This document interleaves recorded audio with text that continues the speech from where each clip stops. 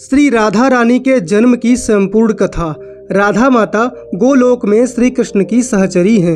एक दफा श्री कृष्ण भगवान को गोलोक में राधा रानी कहीं भी नजर नहीं आई। कुछ देर बाद कन्हैया अपनी सखी विराजा के साथ घूमने चले गए।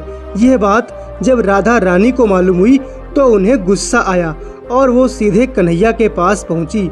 वहां पहुंचकर उन्होंने श्री कृष्ण को विराजा के साथ देखकर श्री कृष्ण पर क्रोध आ गया।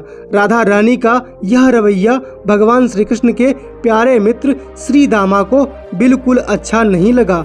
श्री दामा ने उसी वक्त बिना कुछ सोचे समझे राधा रानी को पृथ्वी पर जन्म लेने का श्राप दे दिया। राधा को इतने गुस्से में देखकर कृष्ण भगवान की सखी विराजा भी नदी के रूप में वहां से चली गईं। राधा ने श्री दामा से श्राप पाने के बाद उन्हें राक्षस कुल में पैदा होने का श्राप दिया। राधा जी द्वारा दिए गए श्राप की वजह से ही श्री दामा का जन्म शंखचूर्ण नामक दानव के रूप में हुआ। आगे चलकर वही दानव भगवान विष्णु का परम भक्त बना।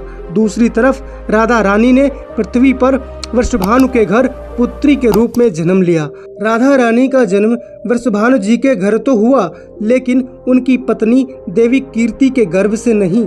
दरअसल जिस समय राधा मैया और श्री दामा ने एक दूसरे को श्राप दिया था, तभी भगवान श्री कृष्ण ने कहा था कि राधा, आपको वृषभानु जी और देवी कीर्ति की पुत्री बनकर पृथ्वी पर रहना होगा।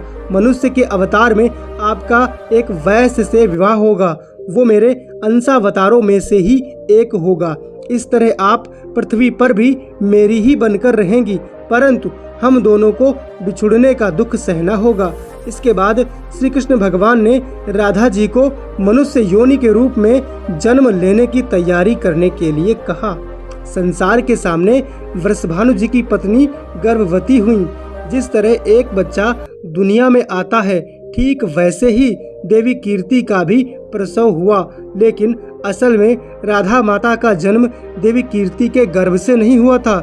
भगवान की माया से उनके गर्भ में वायु भर गई थी। देवी कीर्ति ने उसी वायु को जन्म दिया। इस दौरान उन्हें प्रसव पीड़ा हो रही थी और वहां राधा माता के रूप में एक प्यारी सी कन्या प्रकट हुई। भाद्रपद मास के शुक्ल पक्ष की अष्टमी के दिन राधा मैया का धरती पर जन्म हुआ था। तभी से हर साल इस दिन को राधा अष्टमी के रूप में मनाया जाता है। बोलो राधा रानी सरकार की जय।